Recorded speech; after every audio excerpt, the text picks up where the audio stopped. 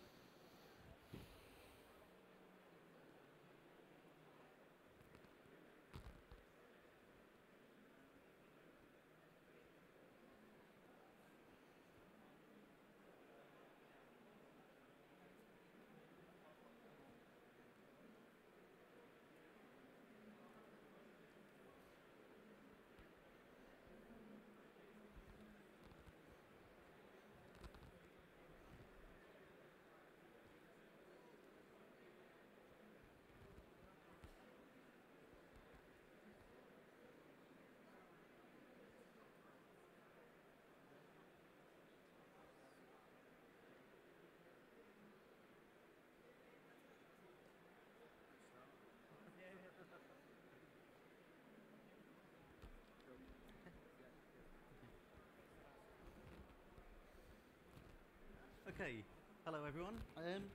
Good afternoon. Hope you're having a good show. My name's Declan Wood. I'm here to talk to you today about hopefully a piece around convergence and how IT can help with a broadcast environment. And it's not all about those IT people who just tell you to reboot your computer half a dozen times. So what we're going to go through is going to talk through a few of the current challenges of broadcast workflows. I'm going to go through how IT can help, a few example implementations, and then talk through some of the future of broadcast and IT collaboration. I've worked in the broadcast industry for the last about 25 years, and I went over from being a broadcast engineer to working on the dark side of IT, and then went back again. So I've been there and back and survived. So I was going to share some of those learnings through that process. Then there's time for questions and answers. So the first bit surrounds the challenges of today's current broadcast workflow. There's a long move over the last 5-10 years into tapeless workflow, and there are a number of challenges. One of the things, tape's a good security blanket. It's very nice to hold on to a tape. You can grab it, you can see it, you know exactly what's on it, or at least you hope. And it's quite convenient. It's actually quite cheap. But it's only cheap if we only consider the tape itself rather than all of the infrastructure that has to go around it and the limitations in the workflow. And there are a number of issues. And in today's environment where there's a push for more and more media and there's a push for more production across multiple platforms, then you can't afford to have all of your content tied up on one tape that only one person can use at a time. So those cross-platform productions, promos, everybody wants the material at the same time, so there has to be a way to speed that up. A good example, if you look at a brand like Doctor Who, someone goes out and records some content for Doctor Who, but they might want it for Torchwood, they might want it for Sarah Jane, they might want it for the Red Button interactive services or for a behind-the-scenes piece. If it's stuck on a tape, then not everyone can get it at the same time and it slows down the production process. So we need to speed that up, we need to increase collaboration, and a tape being location-based doesn't help. So as I say, file-based workflows have become much more the norm. File-based workflows aren't anything new. For the last 10-15 years, you've had elements of file-based workflow. You've got edit, post-production, edit suites, play-out. It's all file-based. The difference is that these are all little islands of production. And one of the challenges is you need to find a way of joining those up, but you need to do it in a way that you can actually afford. So we need to improve the collaboration, and we only do that if we can join these pieces up. How do we do that? Well, one of the ways that IT can help is we can look at creating a centralized repository, a big store. How do we get all of this content together into a central location, allow us to search it, retrieve it, view it, and reuse it? It's a common mantra you've probably heard for the last 5 years as you wander around shows like this. We also need to look at how we move. It's not so much about the technology, and it's very much about the process, and it's about the workflow. It's about, we can't just walk from a tape-based workflow into a file-based workflow and not modify anything. It won't work. It has to change. And so we need to implement systems in a complementary way. We need to consider the end-to-end solution. We can look at using products with lots of software solutions. There's media asset management systems, digital asset management systems. They can help a lot, and they can help organize and arrange this content. But also, just standard commodity IT can help with this as well. And one of the biggest areas that I'm going to look at today is around storage, and around a big cost area, which is the cost of content, storing content, keeping it available. And one of the things I believe is that commodity IT can help with that. So, how's it going to do that? So, IT has moved on a lot in the last 10 years. It's no longer that dirty word, or not so much a dirty word in the broadcast industry that it used to be. It isn't lots of people on a help desk just telling you to, it's okay, it'll come back in a little while. And it's quite interesting, having worked in broadcast, you know, when I first joined as a broadcast engineer, the first thing I was told was, you're going to sit there for 12 hours, but maybe something will go wrong.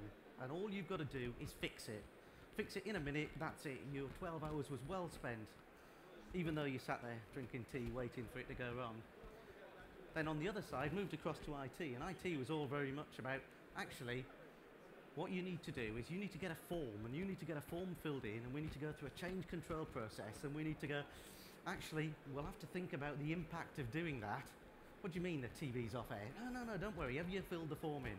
You know, these things don't work, and there's that big divide, and what hopefully I'm going to take you through is a couple of examples where actually, if we look at the broadcast requirements and reflect them using IT technology, but manage the process and the workflow so that delivers a collaborative solution, I believe that we can all work together nicely. So, there are a lot of developments in IT. There are some ways that you can save money. The fact that the broadcast industry in itself is quite small in the amount of money that's spent on it, and then the commodity IT industry is fairly large, and there's lots of people that spend lots of money on there. There are some economies of scale that we can benefit from. So if we mentioned earlier storage, if I was to take a standard IT storage area network, SAN, lots of disks, a place to stick all your content, we could create a large consolidated scalable storage solution that may work for broadcasters like it works for standard IT organizations. It is tried and tested in the IT world. It's used in a lot of enterprise environments. It comes with a whole set of resilience options. We can look at from the storage arrays. We can look at the way that the content is mirrored or RAID protected or replicated across different locations or different devices. So we have a lot of opportunities for standard IT. They have some good practices. It's not all bad. We can also look at saying, if we take this storage, which is traditional IT storage, you know, we all know that in the broadcast industry we're all quite special and we have very special requirements, and standard IT is just not going to work. But well, maybe it will. What do we want? We want a content store. It needs to be high speed. It needs to be available.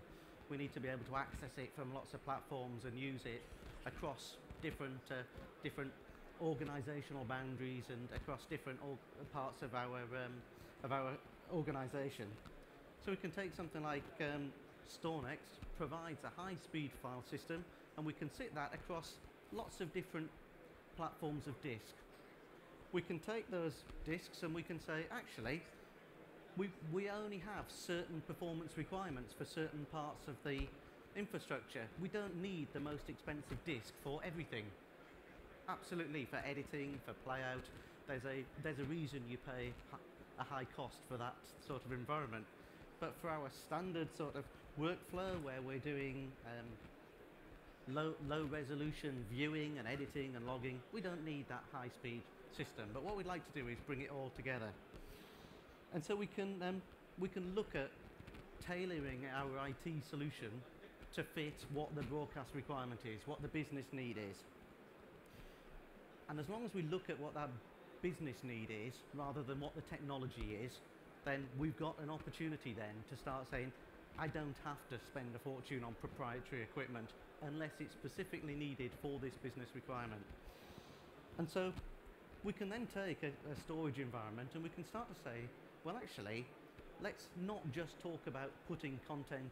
It's quite amusing because we talk about tapeless environments, file-based environments, and then we go, well, actually, let's look at how we can also put stuff on tape. But now it's not videotape, it's now a tapeless environment that involves LTO tapes, IT tapes. We can look at sticking a storage management solution in to say, where do we need content? Let's classify our assets. Do we need access to everything all the time? And the answer quite often is, well, no. We need it. We need to learn from things like the car manufacturing process where there's that just-in-time delivery mechanism. Do we have to keep stuff available to everybody all the time? Absolutely not. Do we need it available, scheduled in a manner where we can go and collect our content and we're not waiting for it? Absolutely. But the two things aren't necessarily different. So, how can we store content on our purpose-driven tiers? If we look at a managed file system, we could say, actually, let's take our high-cost IT disk, let's do all of our ingest onto these high-speed disks, let's look at some lower-cost disks, let's do all our standard workflow, viewing, searching, checking our archive out, let's put all of that onto our lower-cost, much lower price per terabyte systems, and then let's look at moving everything that we don't need immediately onto nearline tape. Nearline tape, tape has moved on a lot in the IT industry. It's not old cassettes which you used to back everything up and go, you never know, there might be something on that. This was quite often the case in the early days. They're now much more tried and tested. There's far more resilience built in, and we'll come on to that in a little while. One of the other things is this gives us an opportunity to start simplifying our solutions for disaster recovery and for business continuity. IT Kit doesn't actually fix any of those things, but what it does do is give you a little bit of a toolkit that can help you support your business continuity or disaster recovery rules. And disaster recovery really is absolutely nothing to do with technology. It's all about what the business is, how you get back up and running again, and how can your technology in an affordable manner support those processes. How can you deliver a solution that's actually going to let you continue with your business, your reason for existing, in a manner that doesn't cost you a fortune. We're not going to do what all the banks do. We're not going to have everything replicated, available at the drop of a hat for everything. We just can't afford to do that.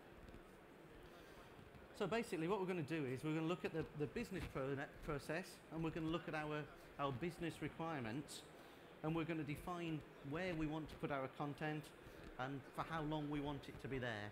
And we're going to say, and actually, let's have a look at some of these lower cost of ownership, lower cost IT solutions that are going to allow us to automate this process invisibly to the user. So we can take some commodity IT hardware and software solutions, and we can provide scalable archives and also high performance file systems when we require them. It'll support both our production workflow and our broadcast workflow and our long-term archive requirements.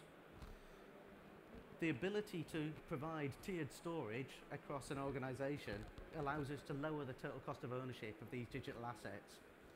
And something that's quite interesting now is that You know, there used to be a day when you go out and you'd buy a camera, and a camera's going to cost you 20, 30, 40,000 pounds. You thought about it, about how many cameras you're going to use. Nowadays, you can go out and you can say, I'm going to go and film this music event, and actually, why don't I pick up a couple of GoPros, and I'll have one on the drums, and I'll have one on here, and I'll have one on there. Why don't I take all 27 of these cameras, which cost me the price or less than the price of one traditional broadcast camera, and I'll store everything, and then I'll take it back. And there used to be a story, it's, you know, you'd say, actually we'll fix it in post. Well, actually now, we'll fix it in post, but my God, how much content have we got? And how are we going to manage that? And so the fact that these solutions come around, they become affordable, much more affordable, means that you can actually make yourself a much bigger headache. And I was talking to somebody earlier today, and they were saying they felt one of the reasons that that there was a lot of problems with a file-based workflow is that in order to get rid of content, you have to press this button, and that button is delete. And pressing that delete button is quite emotive. So, can you do it? Do you really not want it anymore? Or should I just keep it? But if I'm going to keep it, can I afford to keep it? So how am I going to put those rigours around doing that? When you had a tape, you had a Rush's tape, you'd made your program, it had gone out on air. The only question was, do I trust this tape to record on it again, or does it go into that bin down there? We don't do that anymore with P2 cards. We have to spend a fortune on them, so we get the content out and then we back it up into a couple of locations and we keep an eye on it, and we'll use it, and then we think, are we going to keep it? Well, why not? If we're going to do that, we need to have these systems that help us, but we really need the technology to help, but then the biggest issue is getting the processes around managing that content. IT Kit, one of the advantages of IT Kit is it has some decent roadmaps now. If we look at, mentioned earlier, the old tapes, you don't tend to worry so much about whether your content's still going to be on an LTO tape now. There's a nice consortium of organisations that look after the roadmap for these tapes. They have backward compatibility. We can avoid those issues that we have where you go, actually my archive format is D3. Oh, hang on a sec, there's no D3 machines left and there's no head hours, what am I going to do? And we can bank a little bit more on the fact that it's not just catering for a broadcast industry, it's catering for a world industry where there's more likelihood that the three big players that support LTO aren't all going to decide to just drop it. So we have some security blankets there. It also means that we can choose when is an appropriate time for us to upgrade. We don't have to upgrade just because, oh right, here's the next version, we've got to move on. We can choose to skip one because we have the security blankets in there that say, actually, we've got backward compatibility for a couple of generations. So wait till the business requires that. Wait until it fits the business requirement. Migrate when the economics are right. And also do data in place migration. So rather than having to transcribe from one video format to another, we can move from one tape format to another when the economics are right. So we can actually say, well, we want to move, and the square footage cost for our data center means actually it makes sense now to move on to this new disk system, this new tape system, rather than sitting with the solution that we've got forever. There's further value that can be brought from a proxy-based workflow. So we don't any longer have to have all of our content, HD content we've gone out and shot, available all the time. Back to the concept of the just-in-time delivery. Why don't we put this high-definition content onto tape? Nearline tape doesn't have to mean it's a long way away. It's a few minutes away. It's not hours, days, months away. It's always going to be quicker than going and getting a tape and having to re-ingest that and get it off a shelf if you can find it. So we restore what we want when we want it, but we benefit from the commodity costs of keeping the content in an appropriate tier. It also allows us to support things like remote working and multi-site working. We can then start to use these systems. We can centralize all of our big fat assets, HD assets, down into into an archive, and we can use our low-res versions in our local sites. With all of these things, we don't need to move straight into a full-scale transformation program to change the way everything's going to work. We can just take some small parts of what the IT world has to offer and benefit from today. There's a couple of I've got a couple of examples now, which will take us through some real world examples of where this has happened.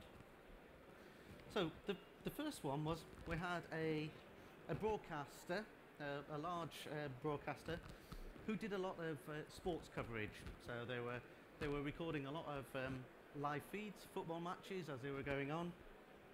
They were recording those into a proprietary video server, and they were logging, clipping, editing, and doing quick turnaround replays for all of their content. This worked quite well until they became more successful and more programs needed to be recorded. So what did they do? Well, they scaled it up, of course. They bought another one, which is fine, but then they had to buy another one as well. And it got to a point where they went, well, actually, we're buying all of this kit, and this really isn't helping. It doesn't scale. The people up on the top, it would have been great if we could have done a compilation of all of those best goals this weekend, but we can't because they're all in different places and the process doesn't allow for that. So there's got to be a better way of working. And they'd heard about this IT stuff, and they'd heard that, you know, people say you can buy cheap IT storage, so why don't we have a look at what we can do? So they were quite keen on going down a commodity IT route. So what they did was they said they wanted a system that would grow with the business as they became more successful. They wanted it to be able to scale, but they wanted to scale and improve collaboration. So they did a similar thing. They said, we can bring all these files in, we can ingest that content, and we can stick it into a big bucket. In this case, it's a StoreNext file system. And we can let all of our users access that content. So we can all get to that content at the same time. We can still do exactly the same work as we were doing before, but instead of being sat based on individual silos of storage, they'd now got one centralized system. So it improved their collaboration, but it also meant they had a level of scalability.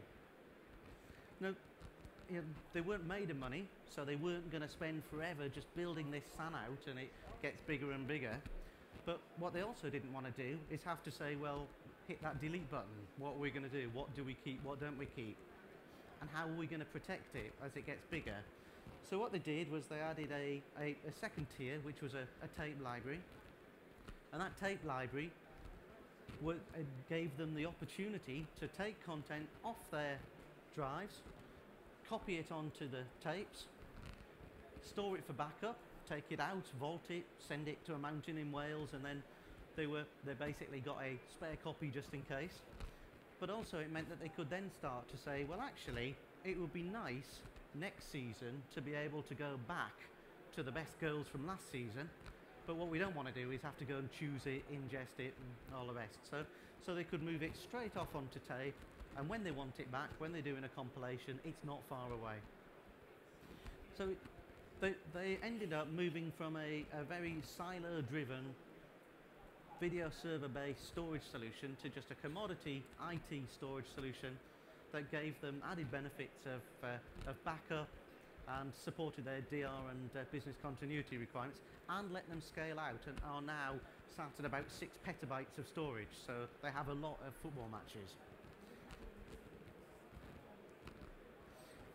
Another example I've got is a large content producer who actually, unlike the previous one, who had a quite complicated asset management system to manage all of their assets, this content producer had a very well prescribed workflow. They basically had a number of brands, and those brands were created in a number of series, and those were in a number of episodes. And it was a very logical setup. So they worked on project folders. Project folders were for that particular episode. And so it was they decided there was no need to add the complexity of an asset management system in there, because it was quite straightforward. Everything goes into a bucket. And therefore they thought, actually what we can do is we can just do all of this on commodity IT. So it seemed like a good idea, could save some money and just put content straight into an IT solution. So they did that. They brought their files into a standard. Everything was fiber channel infrastructure. Had their edit seats working on a commodity storage network. Everything goes into a big bucket. They work on their own projects, and they edited each of these episodes. The problem is that they also needed to ensure that this content wasn't going to all just disappear, because it's now sat in one big bucket. So they added a tape library. But what they did was they actually implemented an IT backup solution to back this content up. And in the early days, this worked fine. We're in the days of standard definition. There's a reasonable number of productions, but it's not huge. So they would back their content up. As the organisation became more busy, and the production hours went on, and they started producing more content, and they started to move to HD, there's suddenly a realization that actually this big bucket of disk is getting very full, and there aren't enough hours in the day of downtime to back up content in a traditional way. So we have an example here where we've got a traditional IT solution with a IT technology and IT implementation, and actually it's starting to fail. It doesn't grow with the business. So what they did was they decided they needed a rethink. The system wasn't delivering what they needed anymore, and they were in danger of not backing content up, which was a great item of concern for the media manager in question. So what they did was they decided they needed a solution that was going to still use the existing technology. They couldn't afford to chuck everything away because it couldn't be seen to be a big mistake, and there's a lot of money and a few jobs riding on it.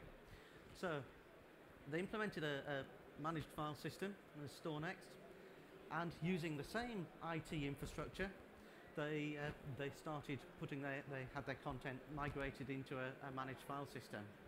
The advantage of this was that they could then suddenly allow other users, instead of having to be sat on their fiber channel infrastructure, to start look across the local area network to do logging and viewing and reviewing of content as it was in production.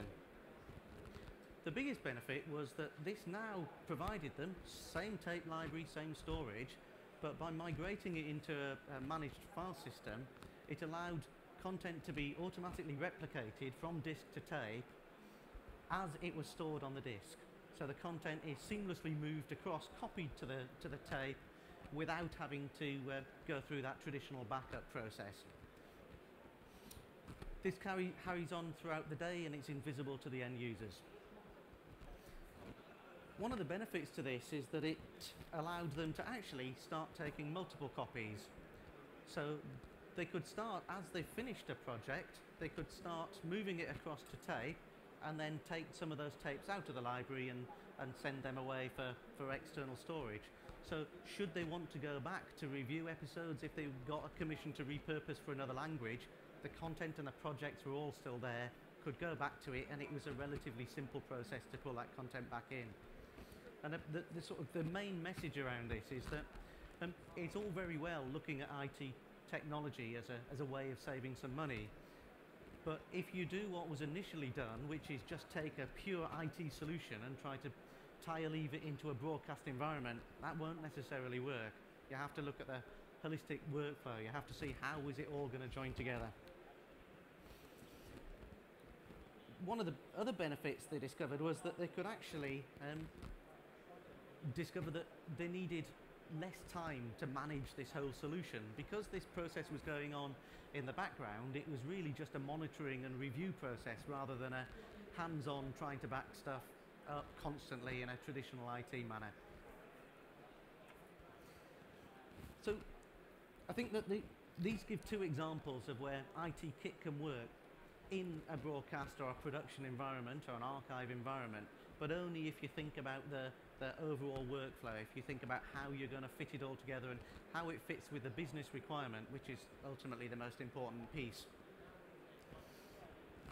There's a number of areas where I think IT developments in IT can start to benefit broadcasters as well. Um, the previous examples were just a start, really.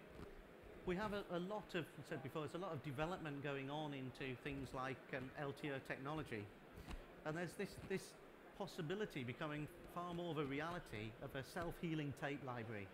So an archive where you store your content into this tape library, and the drive diagnostics that are available on these IT drives now allow them to look at tapes and go, that tape's getting a bit suspect.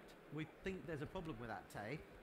You can go and you can get content through things like a managed file system. You can take content off those tapes before they become an issue, put onto new tapes, the old tapes chucked out, and a little message to the administrator going, there's some duff tapes you need to chuck away.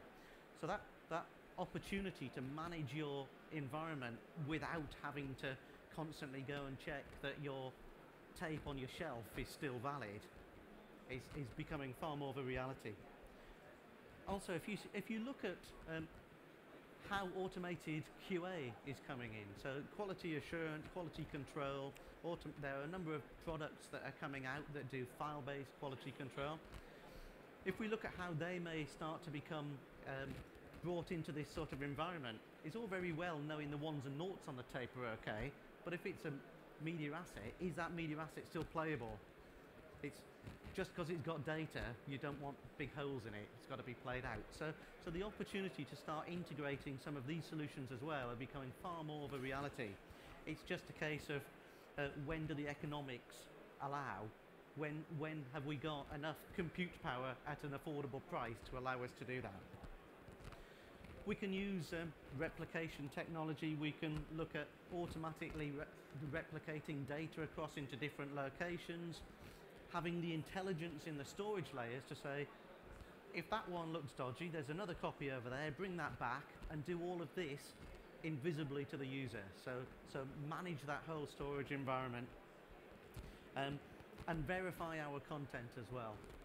We can look, as we start to move tape technologies and we decide that the economics are right to move onto a new tape technology, maybe we should also then look at, do we want to do any form of verification of that content as we push it through into a new environment?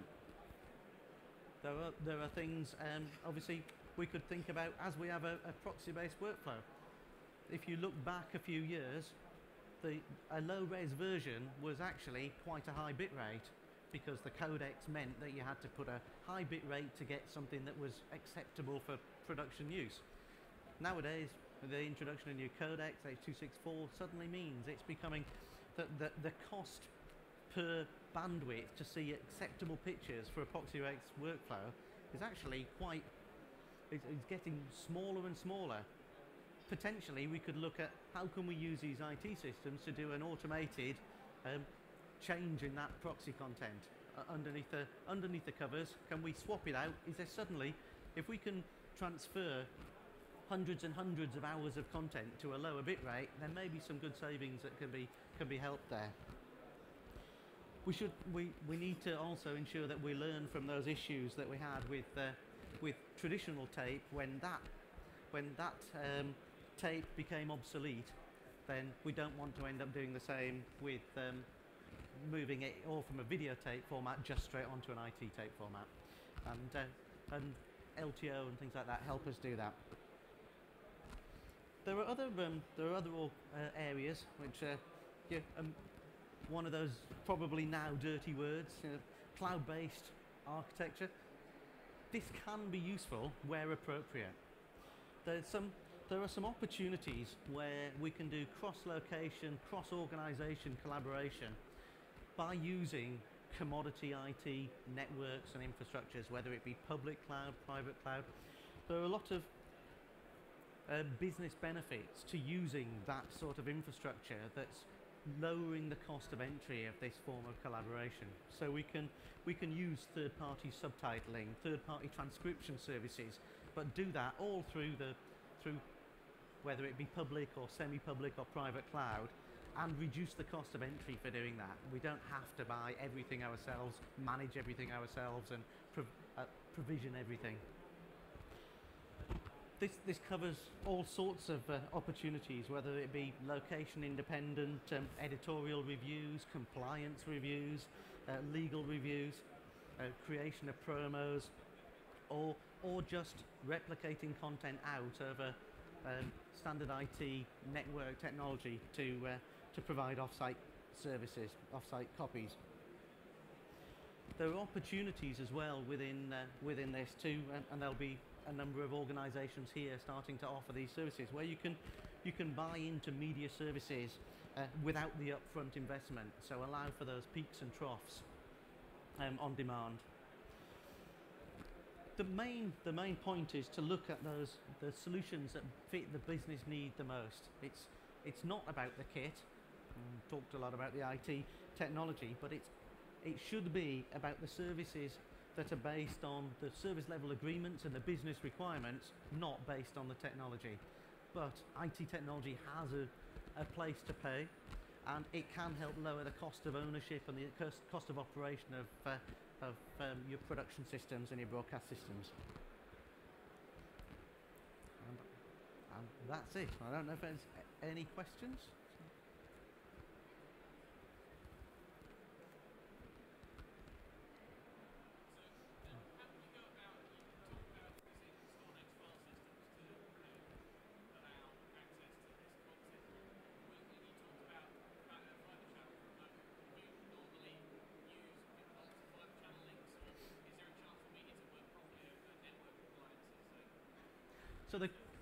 So the question was, there was a mention earlier of fibre channel. I think in the second example there was a lot of fibre channel infrastructure, and the question was, is it necessary to implement everything over fibre channel? We mentioned earlier, proxy-based workflows mean that absolutely that's not necessary anymore.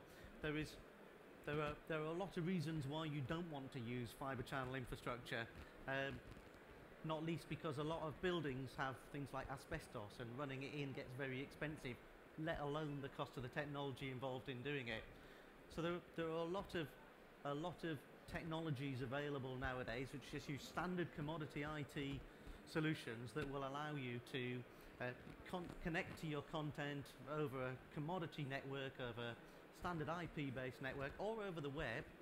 Work on your content, work on either low-res versions, or work over a local area network onto your high-res versions, produce your content, and only then need to go to high-speed networks when you maybe at the point of delivery, although that's becoming less common nowadays. There's a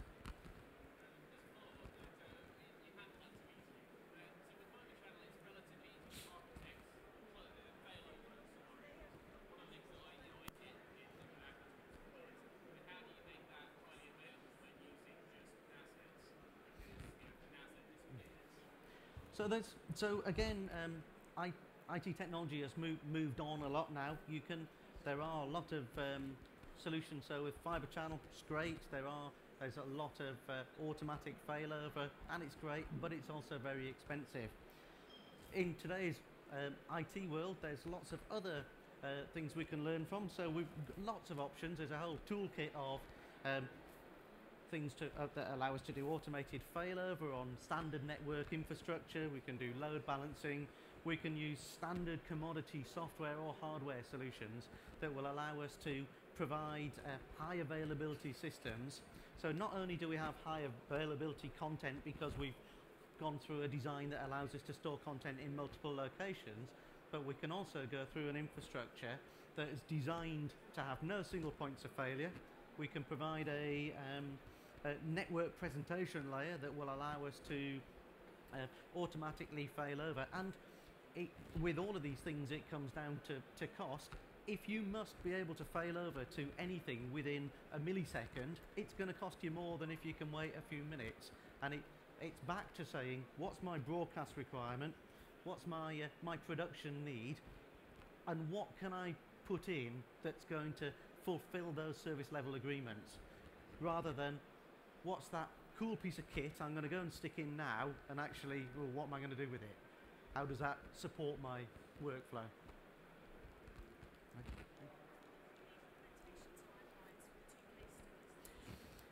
So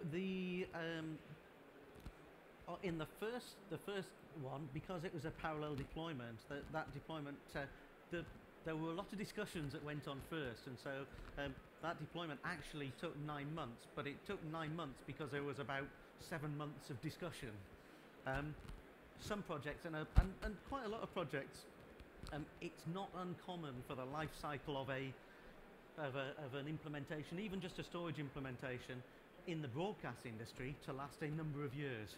From a thought through to it's on the ground. It can be anything from, I think the quickest I've seen is about 3 months, and the longest I've seen is probably about 4.5 years, and it's still not quite there. So